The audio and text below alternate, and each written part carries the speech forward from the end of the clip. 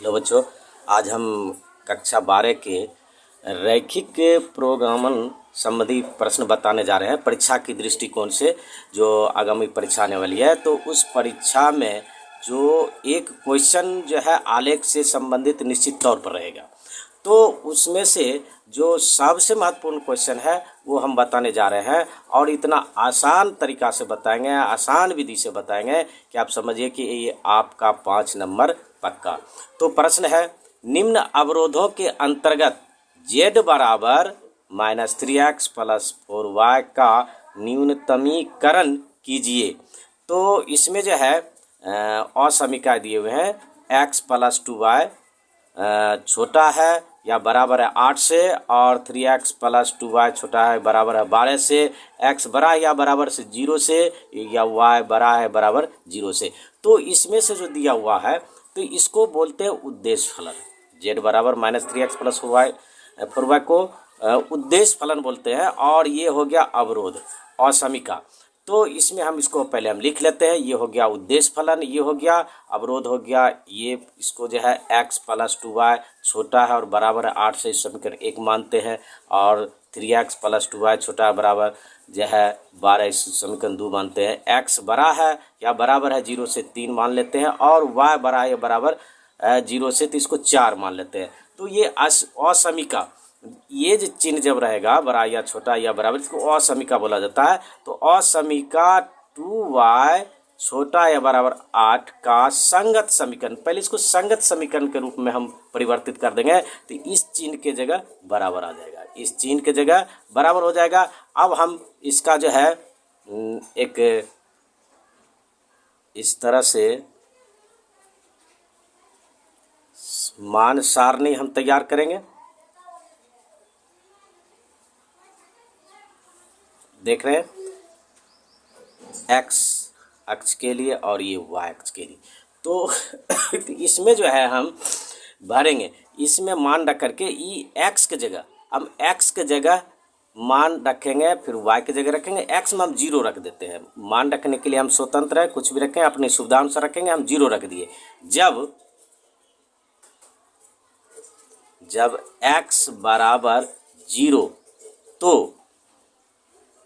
तो यहाँ देख रहे हैं ई एक्स है, ई एक्स की जगह है एक्स है, ई एक्स की जगह हम 0 रखेंगे, तो 0 रख दिए, प्लस 2y बराबर 8। ई एक्स है, एक्स के मान 0 रखे तो एक्स के जगह 0 रख दिया, प्लस 2y बराबर 8। अब ये जो है ये 0 उस साइड जाएगा तो 8 में घटेगा तो कोई फर्क नहीं पड़ेगा, और ये 2y बराबर हो जाएगा 8 या और y बराबर जो हो जाएगा 8/2। ये 2 जो है 8 के नीचे आ जाएगा, तो काटने के बाद 2 चौके 8, इसको काट देते हैं तो बराबर हो जाएगा 4। तो इसमें हम 4 भर देते हैं, 4 रख दिए। ठीक इसी प्रकार से अब y वाले घर में हम 0 रख देते हैं, इसमें 0 रख दिए। जब y बराबर 0 तो इसमें जो है x ज्यों करते हो +2 गुने y है, y की जगह हम 0 रखेंगे, बराबर ये हो गया 8। और ये तो 2 के 0 से गुना करने पर 0 होगा, और 8 में से 0 जोड़ें या घटाएं कोई फर्क नहीं पड़ेगा, 8 ही रहेगा, और x बराबर हो गया 8। तो इस प्रकार से x के घर के सामने ये 8 रख दिए, तब ये मान सारणी बन गया। अब जो है ये बिंदु हमको प्राप्त हो गया, तब अब जो है इसकी जो है हम सत्यता की जांच करते हैं, सत्यता की जांच कर लेते हैं कि ये किधर है, किस तरफ है। सत्यता की जांच, सत्यता की जांच समझ रहे हैं? देखिए बड़ी आसान तरीका से बताएंगे, बिल्कुल आपके समझ में आ जाएगा। तो मूल बिंदु 0 0 होता है, मूल बिंदु 0 0 असमीका 1 में रखने पर मूल बिंदु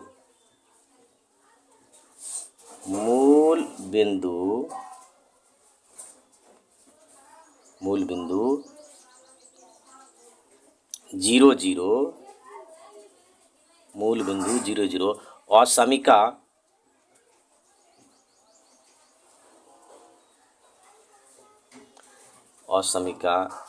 एक में रखने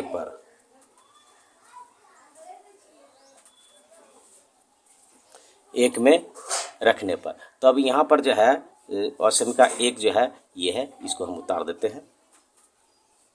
x प्लस 2y छोटा है बराबर है 8 से, 0 0 रखेंगे तो ये 0 हो गया, प्लस ये 0 हो गया, छोटा है बराबर 8 से, तो ये हो जाएगा या तो 0 छोटा है या बराबर 8 से। तो ये जो इससे स्पष्ट होता है कि ये 0 जो है 8 से छोटा है, 0 8 से छोटा है, जो कि सत्य है। सत्य है, 8 जो है यानी 0 से बड़ा है, सत्य है। तो हल क्षेत्र जो है, इसलिए हल क्षेत्र जिसका जो होगा, हल क्षेत्र मूल बिंदु की ओर होगा। हल क्षेत्र मूल बिंदु की ओर होगा, मूल बिंदु की ओर होगा। अब असमीका 2 को लेकर के चलते, असमीका 1 हो गया, असमीका 2, ये सब फिर जो है अब यहाँ पर इसको यहाँ हटाने देते हैं, 2 के लेकर चलते हैं असमीका 2 से।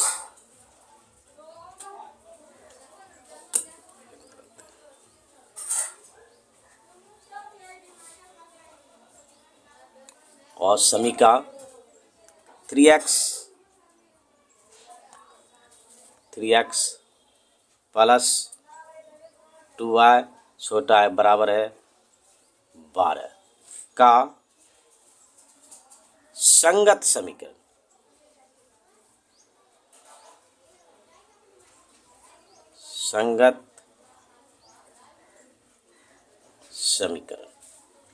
संगत समीकरण हो जाएगा 3x प्लस 2y बराबर, इसके जगह बराबर देंगे, बराबर 12 हो गया। अब इसको जो है मान सारणी इसका हम फिर तैयार करेंगे।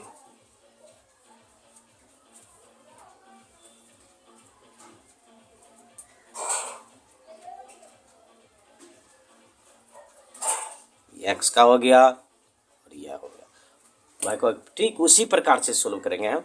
अब इसमें हम 0 रख देते हैं, x जो है ना, x के सामने जो है अगर हम 0 रखते हैं, यदि x बराबर 0 तो y बराबर जो हो जाएगा, x की जगह 0 रखेंगे तो 3 गुना 0 हो जाएगा। और 0 को फिर हम दाएं तरफ ले जाएंगे तो 12 में से जोड़ेंगे, यहाँ घटाएंगे तो 12 होगा। फिर जो है तो y बराबर जो हो जाएगा, ये हो जाएगा 12 अब बटे में 2, ये तो 0 हो जाएगा। 3 को 0 से गुना करने पर 0 हो जाएगा। फिर दाएं साइड ले जाएंगे 12 की तरफ तो है, तो कोई प्रभाव नहीं पड़ेगा, 12 के 12 ही रहेगा। अभी 2 जब 2y बराबर 12 होगा, जब ये 2 को उस साइड ले जाएंगे तो 12 बटे 2 होगा, काटने पर होगा 6, तो इसमें हो गया 6। अगर हम y में 0 रख देते हैं, 6 निकल गया। यदि y बराबर 0 तो x बराबर, y बराबर 0, ये y है तो इसमें ये y की जगह हम 0 रखेंगे। 2 गुना 0, 2 को 0 से गुना करेंगे 0 होगा, फिर उसको दाएं तरफ ले जाएंगे, 12 में से घटाएंगे 0 तो 12 होगा। अभी 3 जो है उस साइड जाएगा तो 12 के नीचे में आ जाएगी, 3 12 के नीचे में आएगा तो x हो जाएगा 12 बटा 3, 3 चौके 12, काटने के बाद ये 4 आया, तो इसमें हम ये 4 भर दिए। तो इस तरह से हमारा ये मान सारणी तैयार हो गया असमीका 2 का। अब सत्यता की जांच भी कर लेते हैं कि ये मूल बिंदु के किस तरफ होगा। तो सत्यता की जांच करने के लिए हम फिर उसी तरह से लिखेंगे, सत्यता की जांच। सत्यता की जांच के लिए मूल बिंदु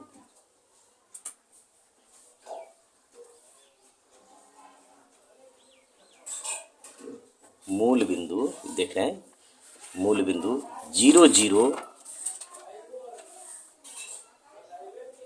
मूल बिंदु 0 0 असमिका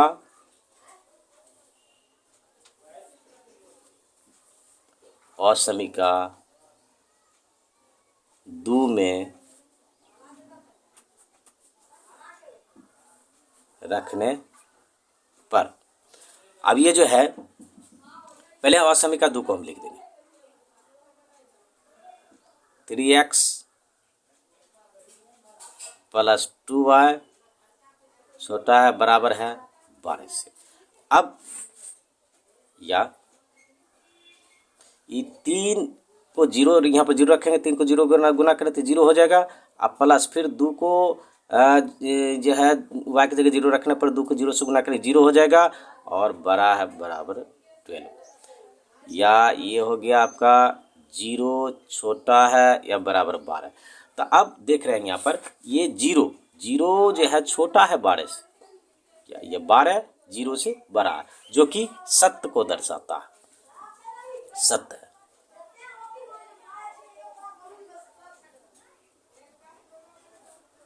सत्य है।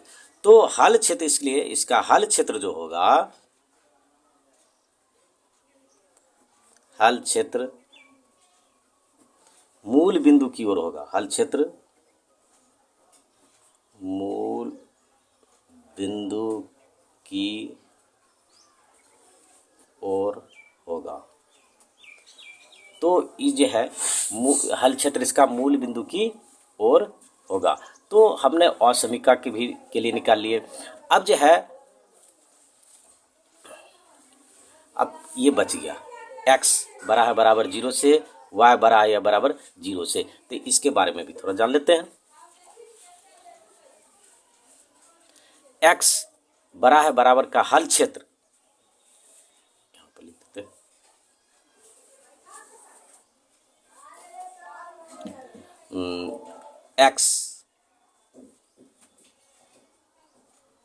x बड़ा है या बराबर 0, ठीक है, का हल क्षेत्र का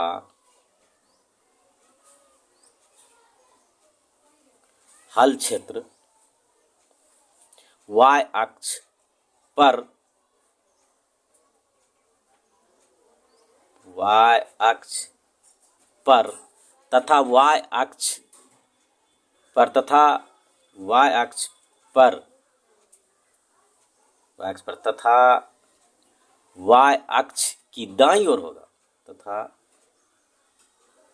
y अक्ष की दाईं ओर होगा, हो गया। और तथा फिर ये जो है y बड़ा है बराबर है 0 का हल क्षेत्र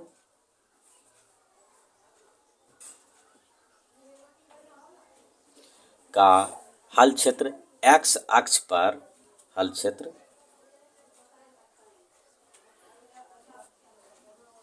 x अक्ष पर तथा x अक्ष की, तथा x अक्ष के ऊपर होगा, x अक्ष के ऊपर होगा। अब इसका हम सब कुछ तैयार हो गया, तो इसका आलेख तैयार कर लेते हैं।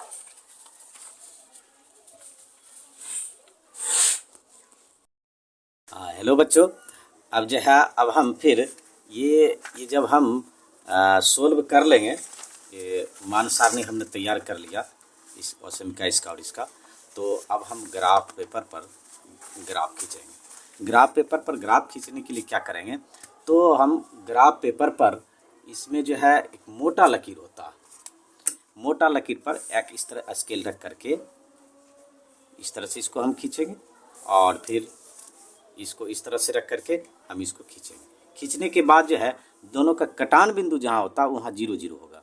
फिर होगा ये मोटा लकीर पर, जहाँ मोटा ये है, यहाँ से यहाँ तक चौखुट घर है, 1 2 3 4 5 6 7 8 और इस तरह से दर्शा देंगे एक्स अक्ष पर धनात्मक दिशा में।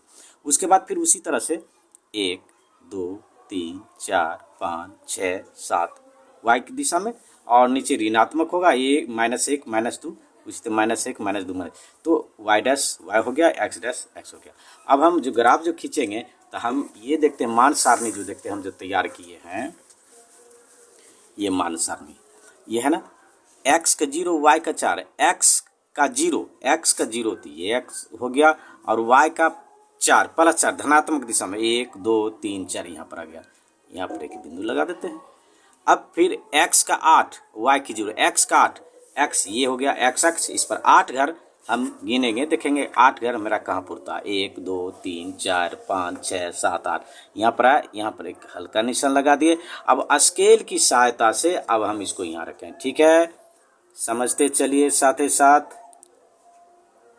देखिए ये ठीक है ना, एकदम सावधानी पूर्वक यहाँ पर हम खींचेंगे, बिंदु दोनों स्केल पर आना चाहिए, आ गया। अब इसके जो है एक सरल रेखा खींच दी, ये जो हो गया ये असमिका पहला का आलेख हो गया। तो इसमें जो है x + 2y किसका हो गया, x + 2y छोटा और बराबर 8 से, ये बराबर बराबर हो गया, बराबर है 8 से। तो ये आलेख हो गया, इसका हो गया। अब फिर इसमें एक और दूसरा असमिका का हम मान सारणी तैयार किए हैं, जो संग समीन जिसका 3x + 2y = 12 का। तो इसमें जो है x = 6, x = 0 y = 6, x का 0 तो ये हो गया, y का +6 1 2 3 4 5 6 यहाँ पर आ गया, यहाँ पर एक हल्का सा निशान लगा देते हैं। उसके बाद फिर x का 4 और y का 0, x का 4 1 2 3 4 यहाँ पर आ गया, देख रहे हैं x का 4 इस x अक्ष पर है, ये निशान हो गया, और 0 y का 0 इसी हो गया। अब जो है हमको दो बिंदु प्राप्त हुआ, एक ये और एक ये। अब ये स्केल की सहायता से फिर हम इसको खींचेंगे, देख रहे हैं एकदम सावधानी से, कोई हड़बड़ी नहीं, एक सीध में आना चाहिए। जब एक सीध में आ जाता है तब अब हम इसको खींच देते हैं। तो इस खींचने के बाद ये मेरा संगत समीकरण 3x + 2y = 12, 3x + 2y = 12, ये आलेख बन गया, आलेख ये दोनों का बन गया।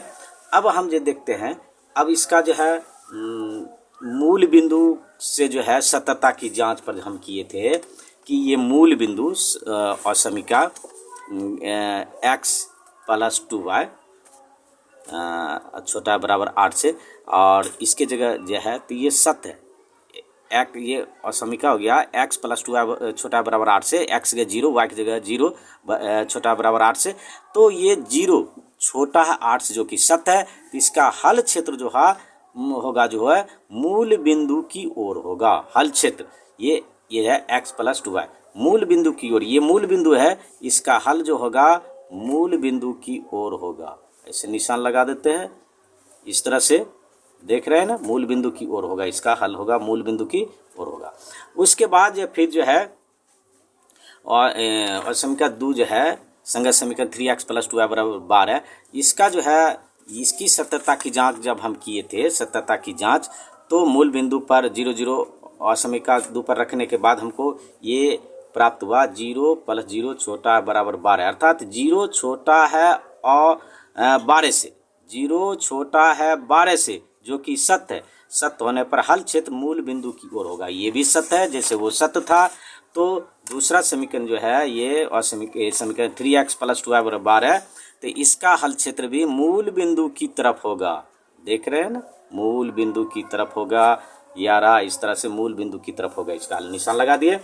अब जो है इसको जो है फिर जो है ये जो है देख रहे हैं ये 3 और 4 के जो है रश्मिका की जो है एक्स बड़ा है और बराबर 0 का हल क्षेत्र y अक्ष पर y अक्ष की दाईं ओर होगा।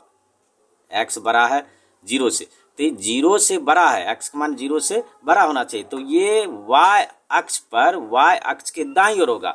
तो हम देख लेते हैं y अक्ष की दाईं ओर, y अक्ष कहाँ है, y अक्ष है इसकी दाईं ओर इस साइड होगा, यानी इस साइड देख ले, दाईं ओर इस साइड हो रहा है ना, ये इस साइड होगा, ये छायांकित इस साइड होगा। और फिर जो है y बराबर 0 से, y बराबर 0 से का हल क्षेत्र x अक्ष पर x अक्ष के ऊपर होगा, यानी ये जो है y बड़ा है 0 से, तो बड़ा है तो ये 0 से ऊपर की ओर होगा, इस साइड होगा। और जैसे y बड़ा था जैसे इस साइड हुआ था तो ये इस साइड होगा, ऊपर होगा, ये जो है ये इसका हल आलेख ऊपर की ओर होगा। तो अब हम देख रहे हैं कि ये सभी का उभयनिष्ठ क्षेत्र कौन सा है। तो देखिए ये जो है ये समीकरण ये जो है ये मूल बिंदु के अंदर है और ये भी मूल बिंदु के अंदर है, ये दाएं तरफ है, ये ऊपर, तो ये हो गया इसका, ये जो देख रहे हैं ना, ये इसका जो है उभयनिष्ठ, इसको छायांकित कर देते हैं, आराम से छायांकित कर दिए इसको।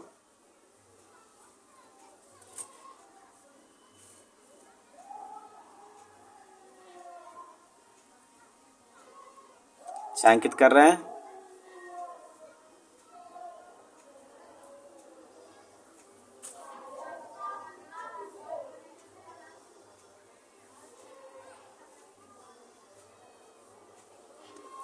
तो इस तरह से छायांकित हो गया, ये हो गया। तो अब हम एक बिंदु जो है बिंदु ले लेते हैं, कोणीय बिंदु। कोणीय बिंदु जो है ये जैसे इसको जो है ये इसको ए मान लेते हैं, ये बिंदु यहाँ जो देख रही है यहाँ पर जो काट रहा इसको ए बिंदु मानते हैं, ए। तो ए जो है ये 0 और 4, 0 4 इसका बिंदु हो गया, 4 है और ये 0 ए हो गया, और ये जो है ये बी हो गया, इसका बी ये हो गया 8 0 8 और 0 ए भी हो गया। और इसको सी डी ले लेते हैं, इसको सी जो है ये आ गया, ये 0 6 0 0 6 हो गया, और ये है ये सरल रेखा जो है इसको डी बिंदु लेते हैं, इसका डी जो ले लेते हैं डी। तो इस डी पर जो है ये 4 और 0 भुज कोटि 4 और 0 ये डी हो गया, और इसको 0 बना देते हैं, ये 0 का ओ बिंदु ओ का निर्देशांक 0 0, और ये हो गया, तो इसको ई बना देते हैं। अब हम ये देखते हैं कि बिंदु ई का निर्देशांक जो है कोणीय बिंदु हमको ज्ञात करना है। अब ए का मालूम है, उसके बाद ओ बिंदु ओ का निर्देशांक मालूम है, डी का भी मालूम है। अब कोणीय बिंदु ई हमको ज्ञात नहीं, हमको जो है, तो हम देखते हैं कि ये बिंदु ई ये जो है कहाँ पर काट रहा। स्केल की सहायता से जब हम देखते हैं तो ये सीधे में 2 पर आके कट रहा, 2 पर कट रहा, यहाँ पर कट रहा है, और इस साइड में देखते हैं तो ये 3 पर कट रहा है, इस तरह से 3 पर कट रहा। ये मेरा बिंदु ई का ये होगा, इस तरह से निशान लगा देते हैं ई से,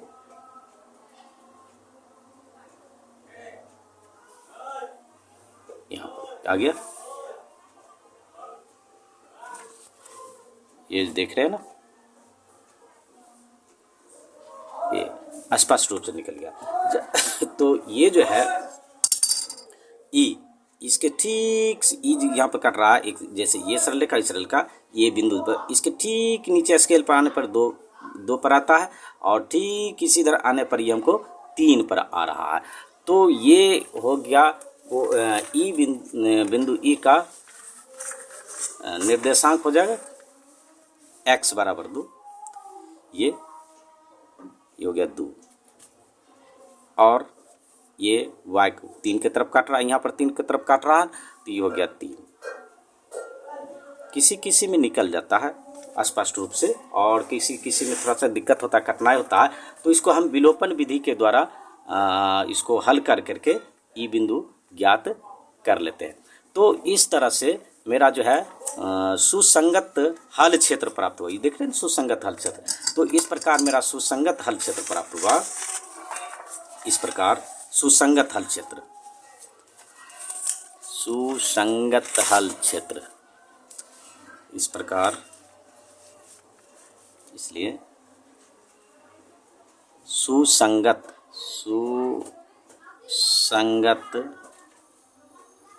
हल क्षेत्र,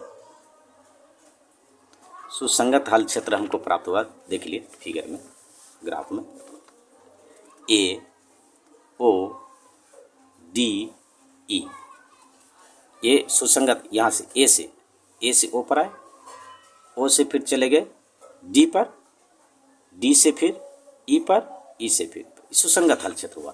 तो सुसंगत हल क्षेत्र प्राप्त हुआ।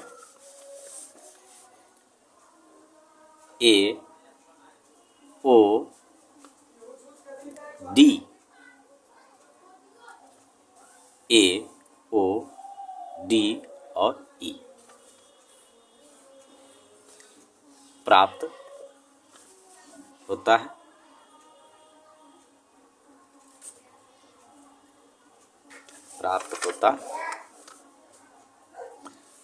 प्राप्त होता है जो परिबद्ध है, जो परिबद्ध है। अब इस तरह से ये मेरा बन गया। अब हम जो है इस सारा काम हो गया। उद्देश्य फलन, अब चलेंगे हम उद्देश्य फलन की तरफ। ये उद्देश्य फलन है, अब इसकी तरफ चलेंगे।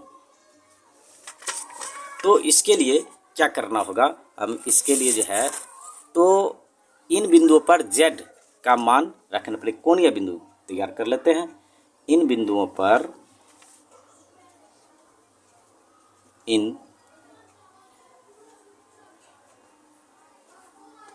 इन बिंदुओं पर z बराबर -3x प्लस 4y का मान ज्ञात करते हैं, का मान ज्ञात करते हैं।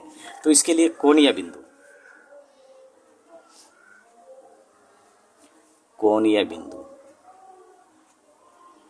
और z बराबर -3x प्लस 4y का मान, 4y का मान 4 है ये।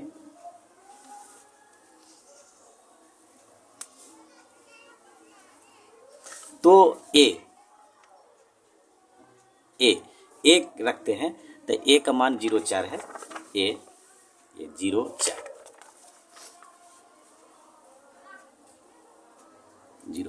अब इसमें जब हम मान रखेंगे x का 0 -3 को 0 से गुना कर -3 गुने 0 प्लस जो है और 4 गुने 4, y का मान भी 4 है, ये 4, तो ये बराबर हो गया 0 और 4 चौक 16, 16 में 0 जोड़ेंगे तो हो जाएगा 16।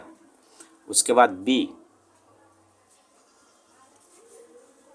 b का मान जो है b o है, o लेंगे यहाँ पर, और o का निर्देशांक है 0 0 0 0, ये तो 0 हो जाएगा। इसमें 0 रखेंगे, इसमें 0, x को 0 से गुना करने पर 0 और ये 0 बराबर ही 0 हो गया। अब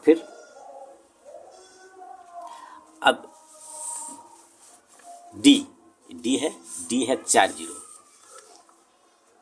डी 4 जीरो, तो ये हो जाएगा 4, यहाँ से रखेंगे -3